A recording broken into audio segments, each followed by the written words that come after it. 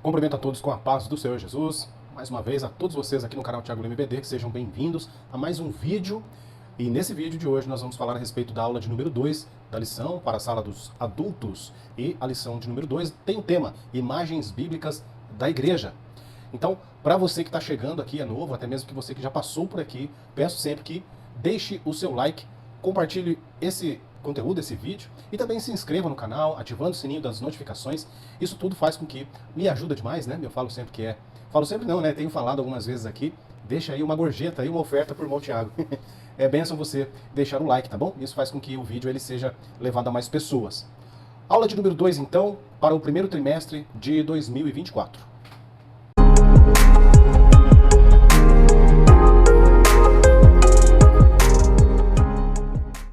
Imagens bíblicas da igreja.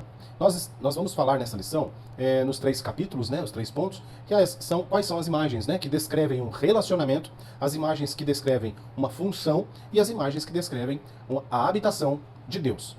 Uma lição muito interessante, né? E aí fiz aqui o meu esboço, o meu resumo dessa lição. Espero ser bem, né, breve, bem compactado esse vídeo e trazer aqui um e outro pensamento, uma frase e outra que possa ajudar a você, professor, e até mesmo você que não é, mas também louvar a Deus por isso, né? Que está aqui aprendendo a palavra de Deus. Bom, então a igreja, né, é representada metaforicamente na Bíblia de várias formas, não é isso? Então são imagens, né, que retratam de uma maneira precisa o que ela é e representa no plano divino, né? O que a igreja é e representa no plano divino. E essas imagens, elas enriquecem o quê? Enriquecem a nossa compreensão sobre o verdadeiro papel e a missão da igreja nessa terra. Então, muitas dessas imagens, né, podem ser vistas na forma de um relacionamento humano, onde duas pessoas compartilham as suas vidas. Então, vemos a igreja, né, sendo descrita como uma noiva e esposa de Cristo. Por outro lado, também a vemos sendo retratada no seu aspecto funcional. Tá certo? Funcional. São imagens que descrevem uma função. Assim, temos a formosa descrição, né, do apóstolo Pedro, mostrando precisamente e por meio de uma série de imagens a igreja no seu aspecto funcional. E por último também temos a imagem da igreja como um grande edifício de Deus. Nesse aspecto, ela é vista como sendo a habitação de Deus. Isso é glorioso para nós, povo de Deus. Então, cada crente que passou pela experiência de salvação, isso é, foi regenerado, justificado e santificado, e tem, né, se desenvolvido nessa parte, especificamente na santificação, faz parte da igreja de Cristo. E nesse sentido, cada crente exerce o quê? Uma função sacerdotal diante de Deus e diante do mundo. Por isso, a igreja é uma instituição em que Deus habita. Assim, estimular os alunos para que vejam como um privilégio divino, né? É um privilégio divino poder participar do corpo de Cristo, é um dos propósitos dessa lição. Que privilégio é poder estarmos aprendendo do Senhor nessa oportunidade. E esse trimestre, meus irmãos, muito rico, falando, né, do corpo de Cristo. A minha revista é aquela grande mesmo, a ampliada, viu? Se tiver escrito ampliada no anúncio, veja bem, é essa bem grande que vem.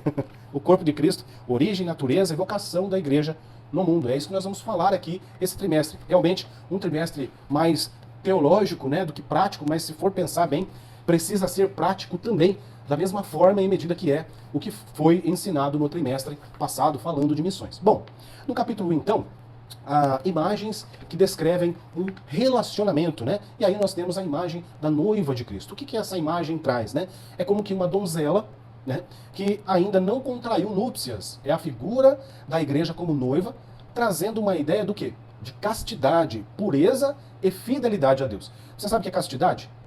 Castidade é a abstenção de prazeres carnais e de tudo que a eles se refere. Eu trouxe que pureza nós sabemos, né? Falamos sempre, fidelidade também é algo muito familiar para nós, Igreja de Deus, mas talvez aqui a palavra que eu destaquei, castidade, e trazendo o seu significado. Bom, o apóstolo Paulo, ele compara a igreja a uma noiva, é o nosso ponto, né, de estudo para esse capítulo, que é o capítulo 1. Então, o que diz lá?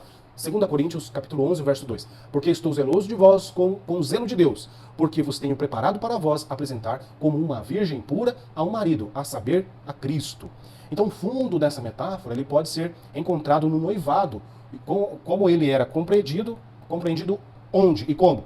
Na cultura judaica, antiga, naquele momento em que Cristo estava vivendo.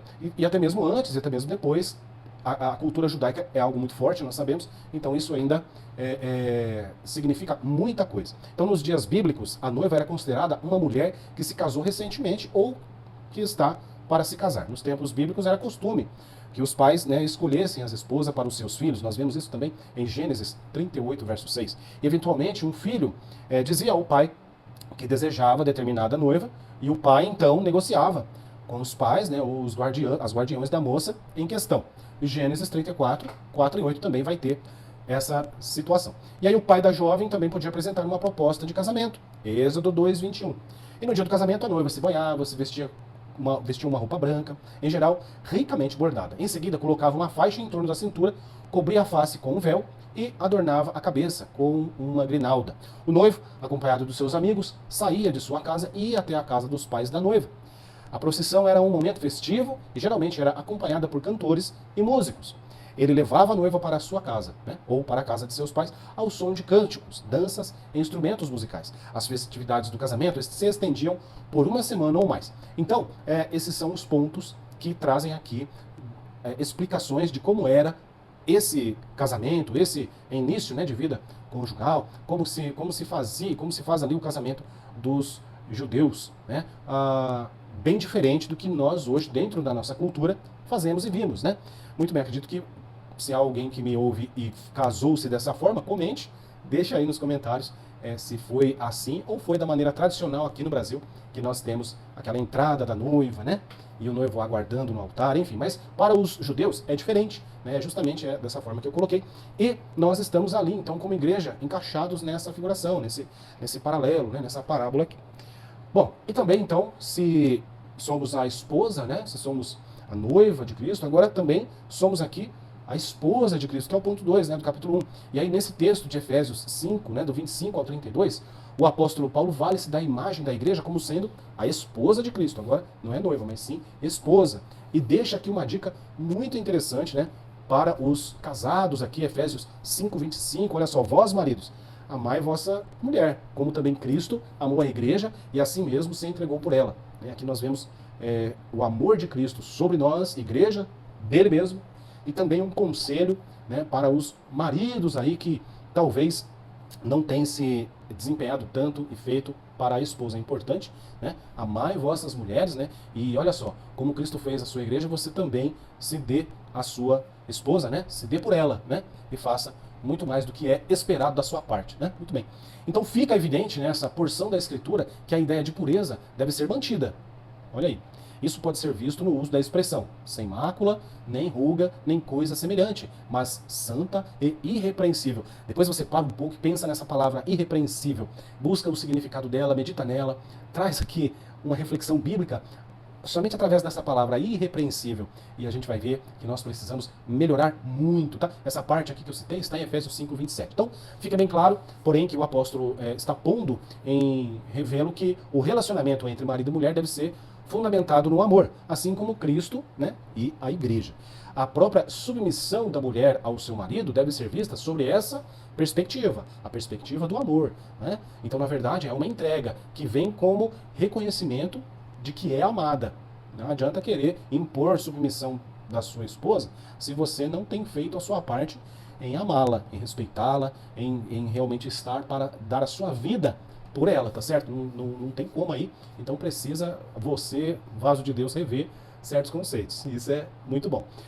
E fica aí de dica. Muito bem. Então, isso é posto em destaque quando o apóstolo diz que Cristo amou a igreja a si mesmo, se entregou por ela, tá certo? Então o amor doa-se, sacrifica-se, entrega-se. Qualquer outra forma de relacionamento que não toma esses princípios como fundamento não é um relacionamento sadio, né? Paulo diz certas coisas sobre o amor que o marido deve ter por sua esposa. E aqui eu enumerei apenas 5 pontos.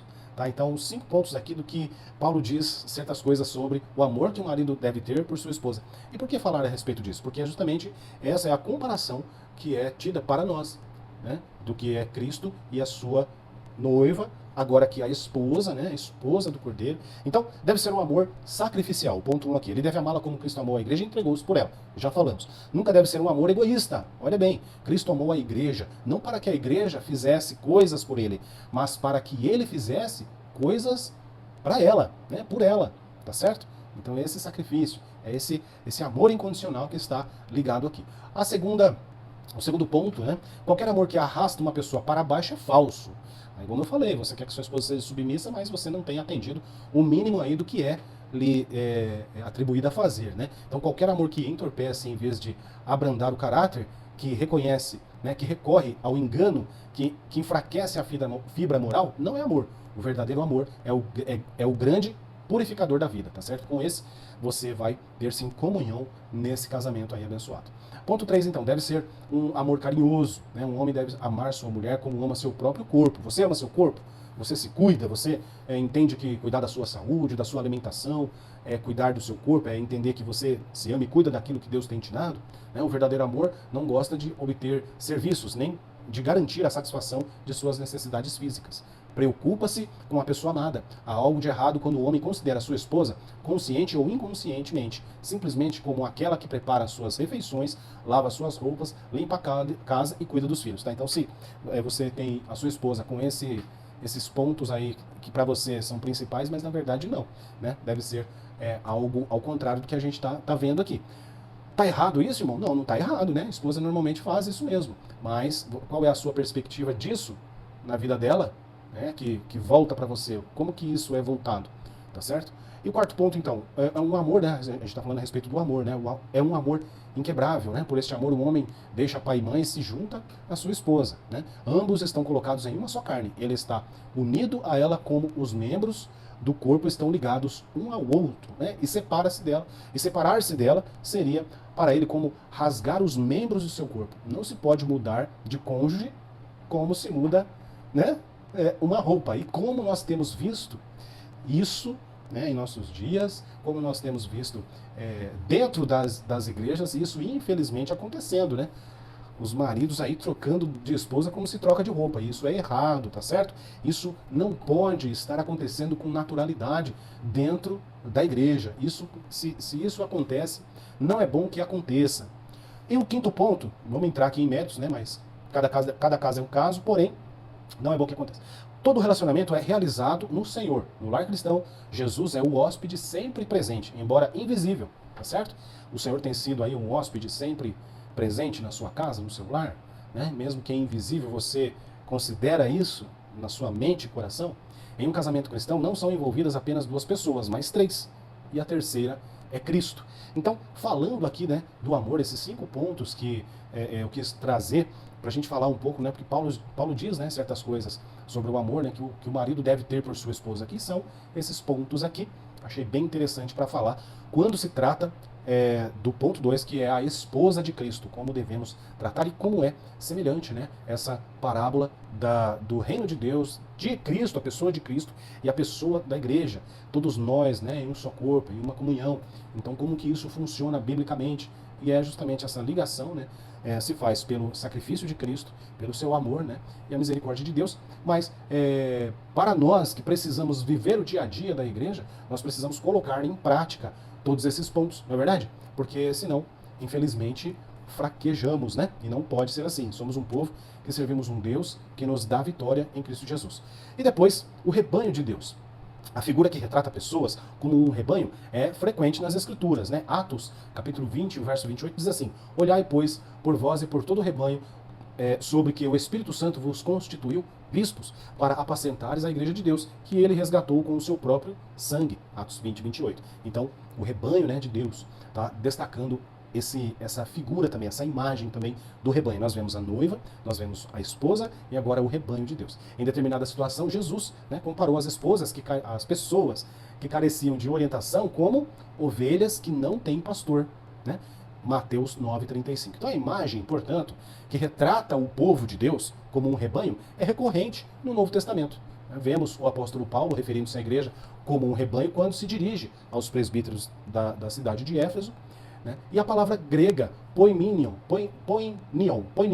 usada nesse texto, é uma referência a um pequeno rebanho. Era um pequeno rebanho, contudo, mas que custou um alto preço, o sangue de Cristo, tá certo? Então fica evidente que o apóstolo quer pôr em destaque para os obreiros de Éfeso o grande valor que a igreja tem, esse povo de Deus, esse rebanho de Deus. É por isso que o pastoreio deve ser feito com cuidado. Assim como eles cuidam de si mesmo com todo o denodo, assim também com a igreja de Deus. Você sabe o que significa denodo? Quando eu acho uma palavra um pouquinho diferente, eu trago aqui o significado, né, para nós entendermos melhor, né? É ousadia, bravura diante do perigo, intrepidez, coragem, atitude arrojada e irrefletida, né? É uma precipitação. Então, o denodo significa isso, né? Então, que nós possamos entender que, né, assim como eles cuidam de si mesmo como todo o denodo, assim também com a igreja de Deus, tá certo?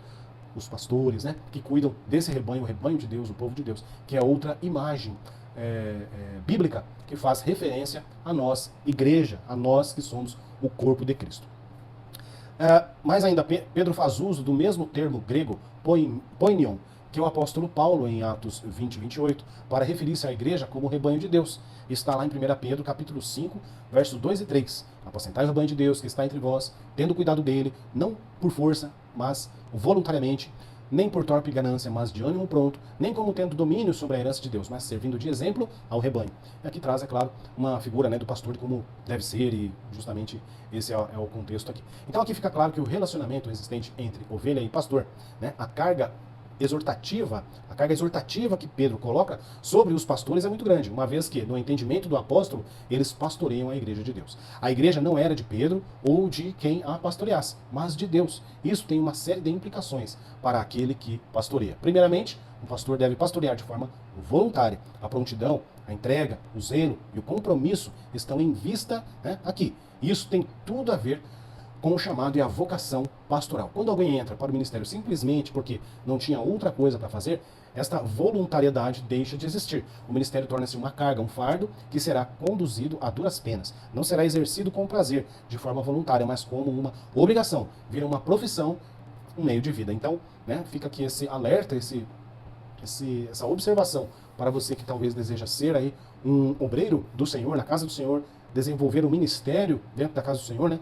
Mas para nós, assembleanos que temos, né, os passos aí ministeriais, né, um cooperador, um diácono, um presbítero, enfim, que isso possa ser realmente algo que queime no seu coração. E também entendendo, né, que como é bíblico o que eu vou dizer, que Deus chama aqueles que estão trabalhando, né, Deus não chama aquele que está aí numa rede, tranquilo, sem ter o que fazer. Deus chama aqueles que estão realmente trabalhando e que vão dar uma prioridade na obra de Deus, e é muito prazeroso isso, né, poder estar trabalhando para o Senhor na sua casa, servindo a sua igreja. Então, fica essa observação aqui para todos, né? Porque olha só, o que eu mesmo acabei de falar, para que isso não se torne o quê? Uma carga para você, né? E um fardo que será conduzido a duras penas, né? Deus não tem isso para nós não, viu, meus irmãos? Se você pensa que é difícil, se você acha que é isso, que é aquilo, ser um obreiro na casa do Senhor, é melhor que você nem se coloque para fazer, né? Mas se você tem interesse, acha que é interessante ver que isso Deus está te impulsionando, te incomodando para isso, então vá. É bênção, é de Deus, em nome de Jesus. Mas caso não, fica na sua, dá glória a Deus e aleluia aí no banco, Deus vai te abençoar grandemente também,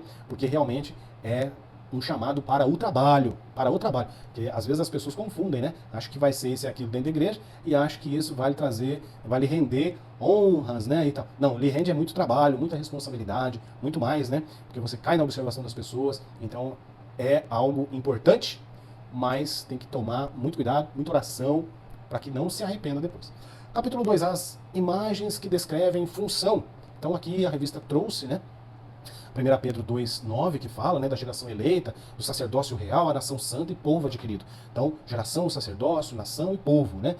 Todos do Senhor e para o Senhor. Então a Bíblia diz em nossa leitura base, mas vós sois a geração eleita, o sacerdócio real, a nação santa, o povo adquirido. Olha só que glorioso.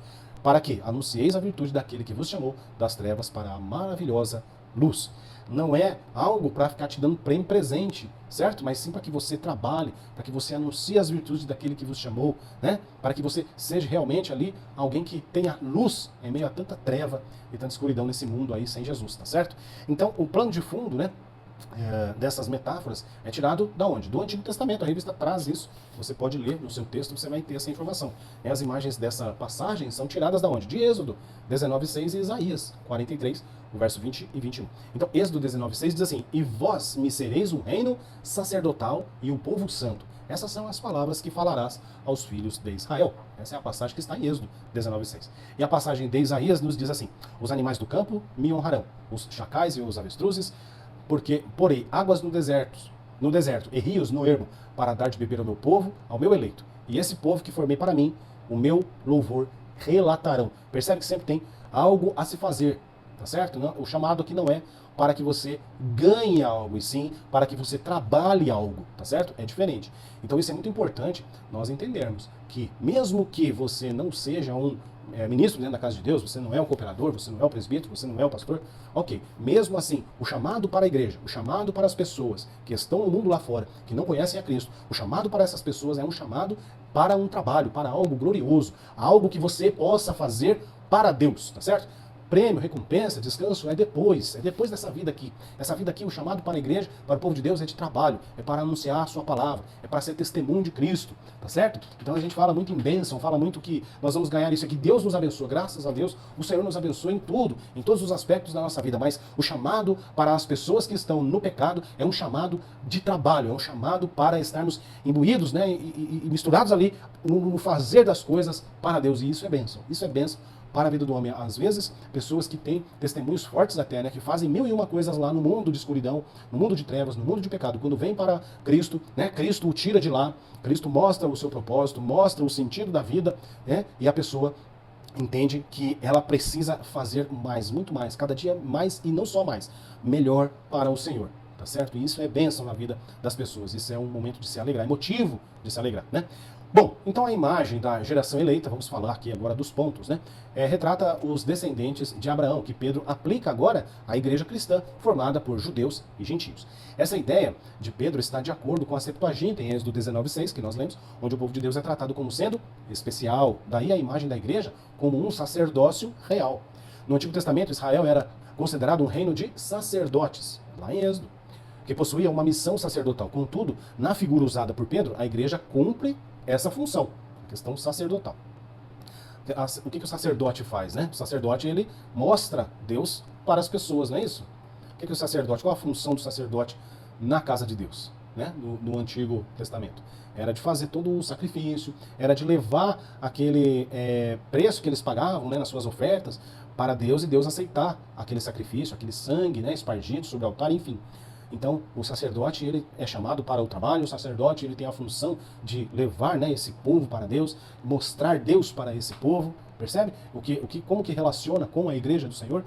Muito bem, e no contexto do Antigo Testamento, o povo assim designado são os hebreus, entre a fuga do Egito e a outorga da lei. Então, em 1 Pedro, o povo assim designado são os cristãos, em especial os que experimentam o próprio êxodo da escravidão do pecado e agora estão sob o domínio, né, do Rei do Universo, que é o nosso Senhor Jesus. Isto é o que torna esse povo o quê? Real, tá certo? Real, o sacerdócio real, filhos do rei, trabalhando para o rei nessa grande comissão, nesse grande propósito. O contexto da igreja relatada como nação santa está em 19:6.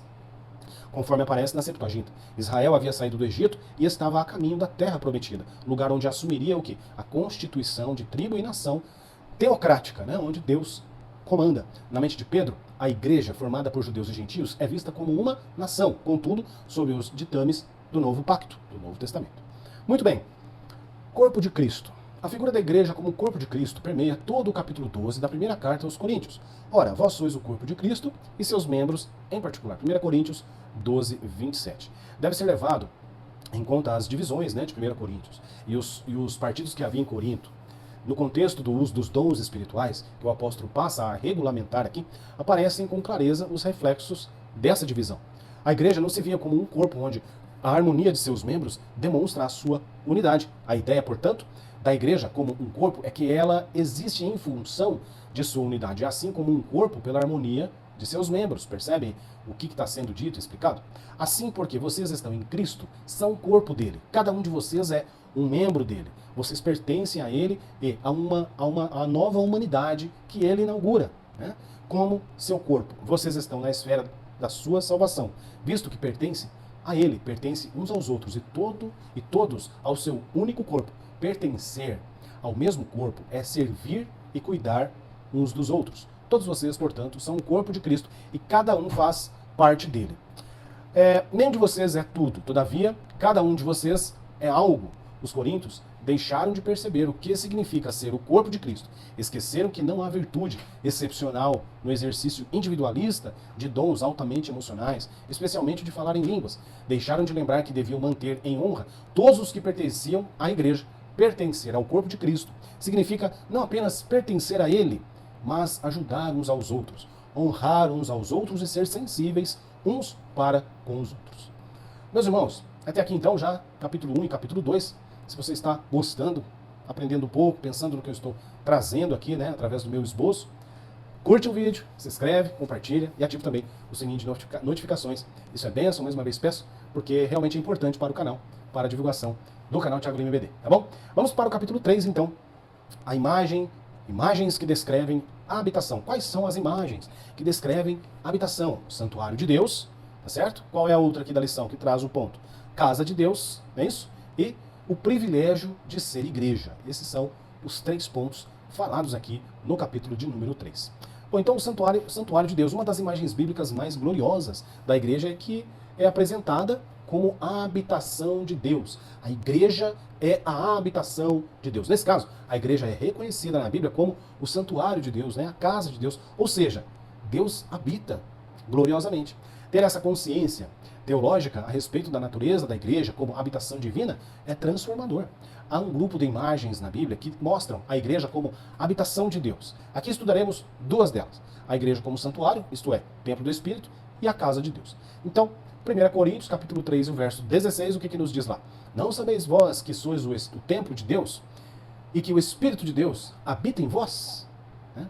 Então, somos a habitação do Senhor. A partir do momento em que nós entendemos esse chamado de Cristo, aceitamos a Cristo como o Senhor e Salvador da nossa vida, da nossa alma, a partir dali Deus começa a habitar em você. O Espírito Santo vem até você e agora não só vem sobre, como no Antigo Testamento, mas sim, ele está em você, fazendo do seu corpo, de você mesmo, a sua morada, tá certo? Então isso é glorioso. Isso também significa que Deus habita, né, a igreja. Ela é seu templo. No aspecto, o apóstolo Paulo alerta sobre o perigo em que há de se profanar o santuário de Deus. O que é profanar esse santuário de Deus agora? Né? O que é isso?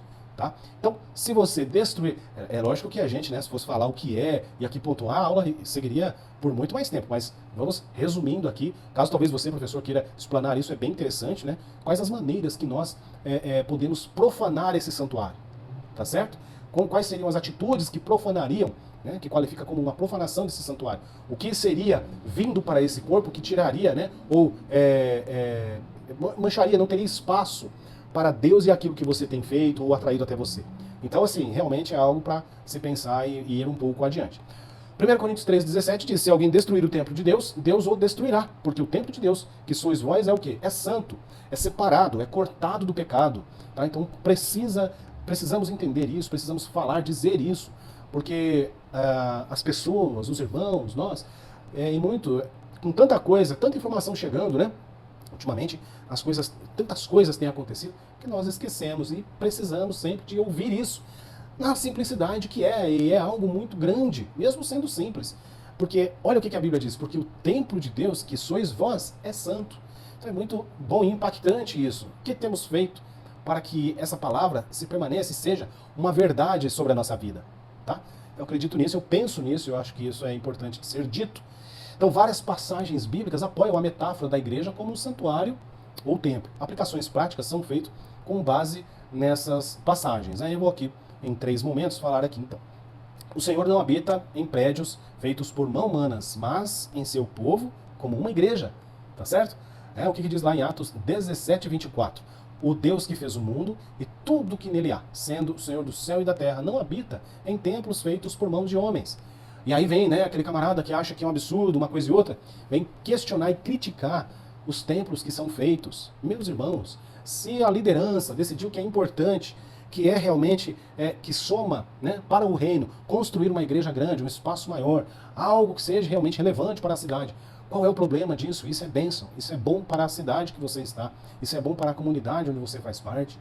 Né? E às vezes a gente encontra pessoas que criticam o trabalho de lideranças que têm projetos de templos maiores, grandes, né?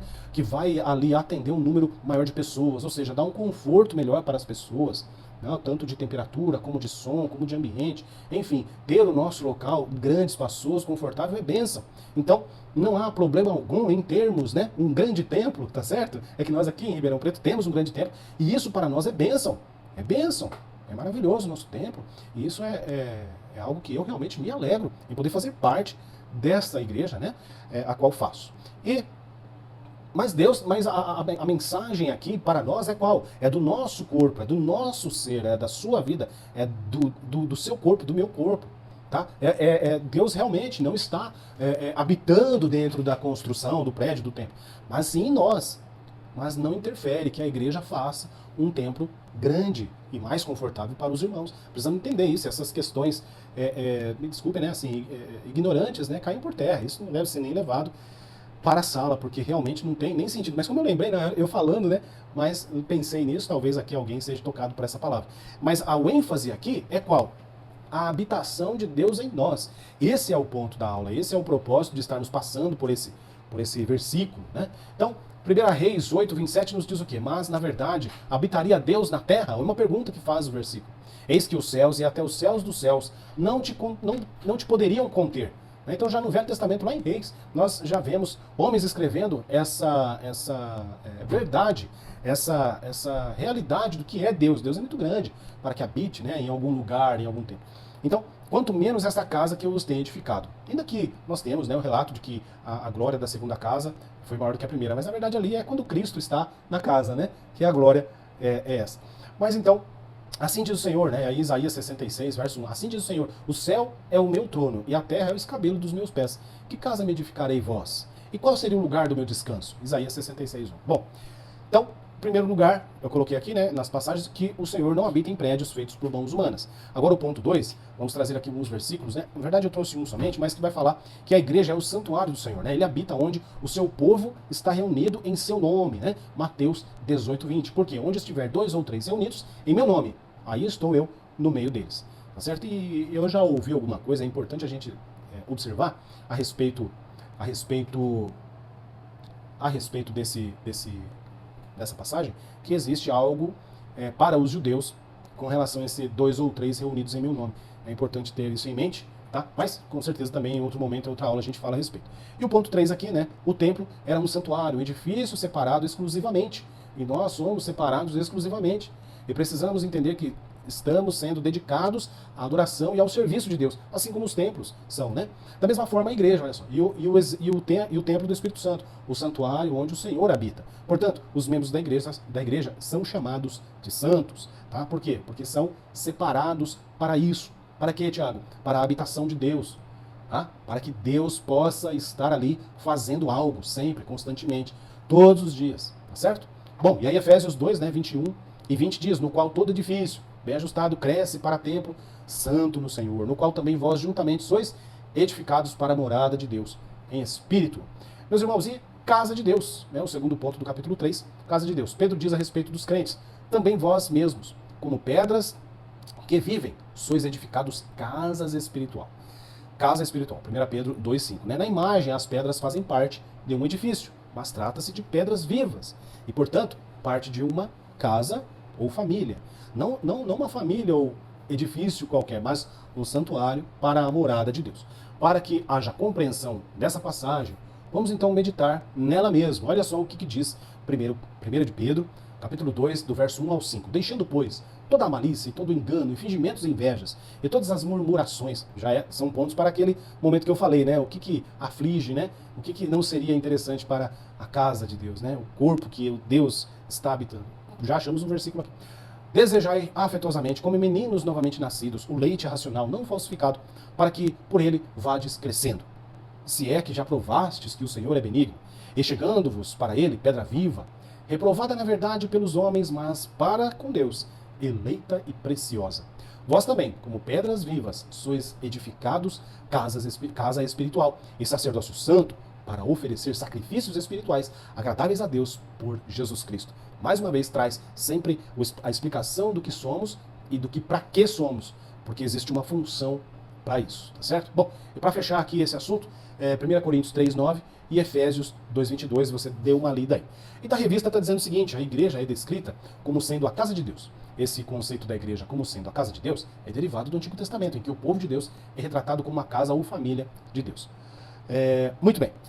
Então, agora o terceiro ponto, que é o privilégio de ser igreja. E minha pergunta é, quem escolheu quem? Né? Às vezes fala assim, o privilégio de ser igreja. Mas vem cá, foi você que falamos assim um dia, eu estou cansado do pecado, eu vou para Jesus. Não foi, né, meu querido? Foi Jesus, né? que nos encontrou, né? Jesus, quem estava perdido era eu e você, né? Cristo não estava perdido. Então, quem encontrou alguém foi Jesus que nos tocou, foi Jesus que nos encontrou, né? Ainda que existem várias histórias bíblicas que falam, né? Até daquela mulher que chega por detrás da multidão, né? Que foi e tocou em Cristo. Mas aqui nós estamos falando disso sim, no sentido de ser o privilégio, né? Ter esse privilégio de ser igreja e entender que Ele que nos escolheu. Foi Ele, esse privilégio, ele está atrelado, não uma decisão sua, mas uma decisão de Deus. Olha isso. Né? Não é um mérito meu ou seu, e sim de Deus, porque mérito nós não temos nenhum, né? Para que Deus olhasse para nós e víssemos alguma coisa de boa. E até separei aqui João 15,16, que nos diz: não me escolhestes vós a mim, mas eu vos escolhi a vós e vos nomeei, para que vades e deis fruto, e o vosso fruto permaneça, a fim de que tudo quanto em meu nome pedirdes, ao Pai ele vos conceda. João 6,70 diz assim: respondeu Jesus: não vos escolhi a vós os 12? Ou seja, não foi Jesus quem escolheu os 12 discípulos? Não foi Jesus quem nos escolheu? Não foi o Senhor que nos chamou? E aí sim nós demos o passo de fé. Sempre foi assim, né? Nós olhando para o Velho Testamento, para o Novo, sempre foi assim. Foi sempre Cristo que se aproxima, sempre Jesus se aproximando das pessoas para trazer algo a mais, a salvação. Algo que eles não conseguiriam por si próprios, né? Que nós não conseguiríamos. E outro verso também que fala a respeito dessa escolha, porque ser um privilégio, esse privilégio deve ser atrelado à gratidão a Deus, né? E não simplesmente a nós que talvez sejamos bons em alguma coisa. Mas olha só, 1 João 4,19, nós o amamos a Ele porque Ele nos amou primeiro. Então fica bem claro isso, né? Para nós. Bom, e aí eu coloquei aqui uma lista de sete pontos de quais são, né? E quais os privilégios, então, de ser igreja. Se ser igreja é um privilégio, e quais são esses privilégios, né? Então, primeiro, somos morada do Deus Altíssimo. Isso é um grande privilégio. Isso é um grande privilégio. Esclarecidos quanto ao pecado que cega o mundo. Até coloquei agora aqui umas referências, né? 2 Coríntios 4,4. Nós somos esclarecidos, isso é um privilégio. Nós podemos entender que o Senhor é o Senhor que nos salva, é o Senhor que nos chama, é o Senhor que nos escolhe, é o Senhor que nos capacita, nos cura, nos renova, né? E isso tudo é justamente esclarecidos quanto ao pecado. Nós somos esclarecidos. Estamos sendo sempre o quê? Chamados para fora. Eclésia, a igreja, não é isso? O ponto 3 aqui, salvos da ira futura. Isso é um privilégio que só em Cristo conseguimos, não é assim? 1 Tessalonicenses 1,10 e Romanos 5,9. O 4, salvos da segunda morte, olha só. Apocalipse 2,11 e Apocalipse 21,8. Estamos com os nossos nomes escritos no livro da vida. É um privilégio de ser igreja. Qual é o privilégio de ser igreja? Esse é um privilégio. É o quinto aqui da minha lista. Estamos com os nossos nomes escritos no livro da vida, Apocalipse 13,8, Apocalipse 20,15. Outro privilégio, sexto aqui, podemos ser usados pelo Senhor. Ser usados por Deus é demais, é um privilégio imenso, muito grande. Você não vai encontrar alegria tal em qualquer outro lugar no mundo. 2 Timóteo 2,21. E o sétimo ponto que eu coloquei, sabemos que somos de Deus. Viver essa vida, sabemos que somos de Deus, é um privilégio imenso. 1 João 5,19. Meus irmãos, eu espero que dentro, né, dessa simplicidade que eu trouxe, essa aula possa ajudar os irmãos a esclarecer alguma coisa. E aqui a conclusão nos diz o quê? Que nessa lição aprendemos através das imagens bíblicas o que a igreja é e que importância ela tem. Achei bem interessante a leitura da revista. São figuras que nos ajudam a compreender a igreja, tanto o seu aspecto institucional como funcional. Assim, essas imagens ajudam o crente a descobrir qual o seu lugar na igreja, o corpo de Cristo. Dessa forma, ele pode melhor cooperar para o perfeito funcionamento da igreja local. Então, nós vemos aqui as imagens que descrevem um relacionamento. Lembrando que Deus está interessado em relacionar-se conosco. Nós vemos a noiva, a esposa e o rebanho. Capítulo 2, imagens que descrevem a função. É a geração, é o sacerdócio, é a nação, é o povo, é o corpo de Cristo. E as imagens que descrevem a habitação de Deus, santuário de Deus, casa de Deus e o privilégio de ser igreja. Meus irmãos, eu espero que o Senhor possa falar mais ao coração de vocês. Eu oro por isso, que nos vídeos, né, a gente ouve uma frase, uma colocação de um irmão e outro, nos desperta, né? O Deus nos leva a pensar em coisas melhores e acrescenta a nossa aula de domingo. Então, que Deus em Cristo Jesus te abençoe, deixe seu like, compartilhe e até a próxima.